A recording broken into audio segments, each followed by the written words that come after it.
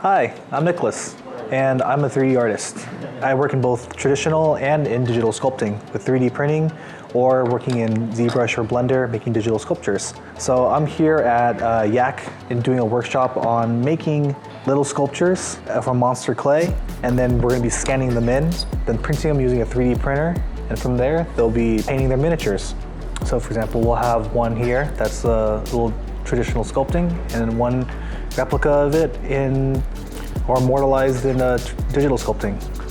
So on day one, the Yaxers are going to be making clay sculptures. They're using monster clay. They can make whatever they want. I really like what they come out with just a 3x3 ball of clay.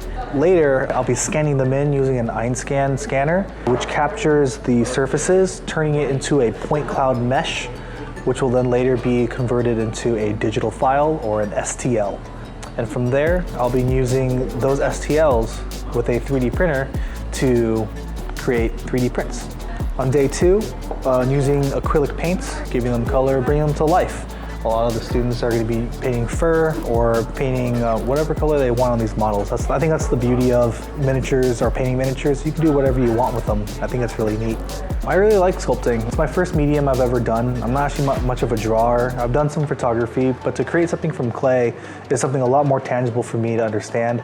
And I hope that when I teach other people sculpting, it's something that they would really like as well. When I gauge students on multiple senses, when it's both touch and sight, I feel like they are incorporating a lot more information about the material than they are if they were just looking at a picture of it.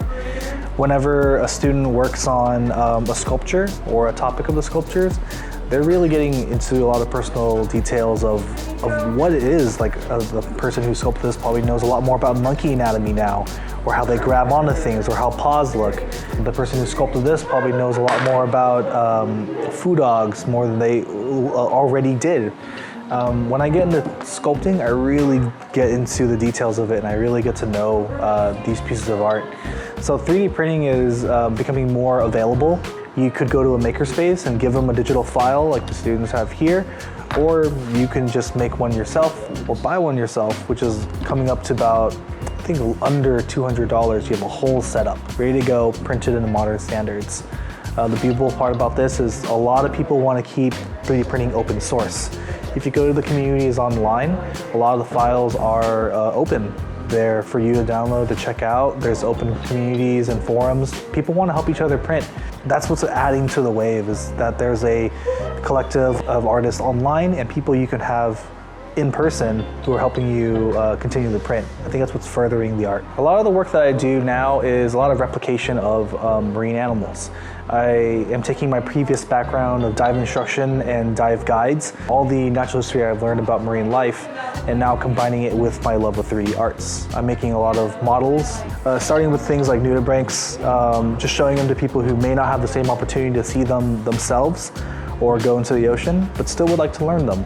I hope that I can make educational tools with these accurate models. You can find me on my website at reefrenders.com, or you could follow me on Instagram at reefrenders.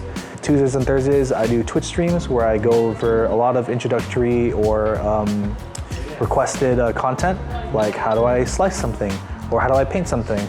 Basically, my niche is to not only enhance ocean communication through 3D arts, but to also make it accessible too. I want to inspire people that they can get into this.